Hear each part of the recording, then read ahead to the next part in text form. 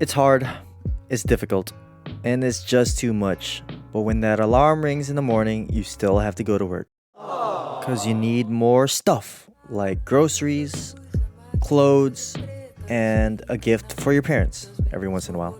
Then you come home at the end of the day, you watch a little TV, and you ask yourself, is there a way for the work to be done and for me to not do it?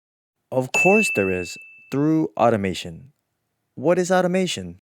Automation, as defined by Google, is the use of large automatic equipment in a system of manufacturing or other production process, which means doing the thing that needs to be done by something that does it better than humans.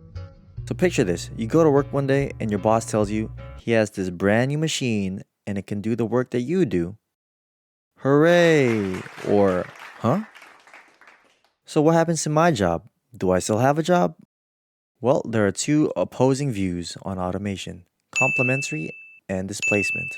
The complementary view argues that automation will be of great benefit to workers and actually increase job supply. Displacement refers to the elimination of a job entirely and an overall reduction of available jobs in a sector altogether. So congratulations, you either have a robot buddy at work or you have no work. Wait a second, RJ. Don't you know what ATMs are? Automated teller machines? I'm pretty sure I still see people working inside of banks. True, the ATM does do basic banking. The ATM did kill some teller jobs at specific locations, but the banks were able to build more banks with the money they saved from labor cost.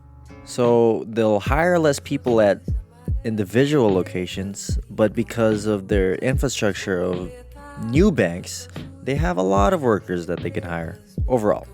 Also, a German company, Eurodrive, ended up using robotics in their factory floors. These robots would fetch parts and items, bring them to the workers, and the workers would put them together. And the best part is no one lost their job because of automation. So when you hear complementary, think accessory. It's your robot buddy here to make your life easier. So does that mean robots won't take our jobs? Yes or no. Well, no one really knows.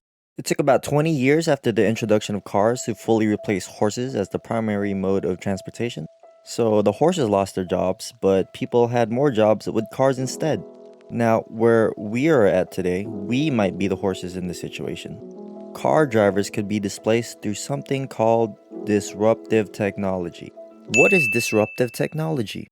According to Google, disruptive technology is the technology that affects the normal operation of a market or an industry.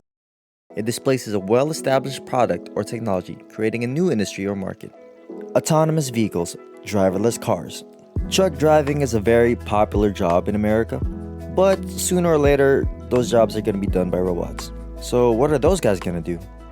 Well, I guess he could go back to school to compete, but a 55-year-old truck driver probably isn't too enthusiastic about the idea of going back to school. Nope. And let's face it, companies would much rather hire youthful, tech-savvy professionals than the older crowd. And what happens to the bus drivers, the taxi cab drivers, people that live in small towns that cater to these industries? As millions of Americans work in the transportation industry, the implications of driverless cars are a bit concerning. See, automation is great for efficiency and it's great for the GDP.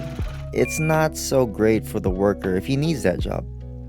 As if income inequality wasn't bad to begin with, it's very possible that automation can make it worse. Companies would save a lot of money by using automation, just by not hiring people. People get sick, people need time off for their families, people don't want to come to work, people have birthdays. I know if I was a corporation, if I could hire less people and make more money, I would be very excited. So what happens now? Well, the bottom line is technology gets better over time. It always does. It always has been and it always will. They either will be our competition or our ally. No one has a crystal ball. No one can look at the future and say exactly what's going to happen with complete certainty. People are either going to need to work or it could be optional. But if people need to work and there's no jobs available, what do we do? Mr. Yang, your signature policy is to give every adult in the United States $1,000 a month, no questions asked. That's right. Yes, if the impacts of automation are too strong, Some people propose a universal basic income funded by a tax on corporations to fund the basic needs of a country's citizens. On the other hand, the economy could continue just like it always has been. Some jobs are eliminated, but new industries are created in its place, bringing in new jobs. It's a guessing game at this point. There's no consensus on what's going to happen, so it's just best to acknowledge the benefits of automation while also erring on the side of caution. So good luck, my fellow college students.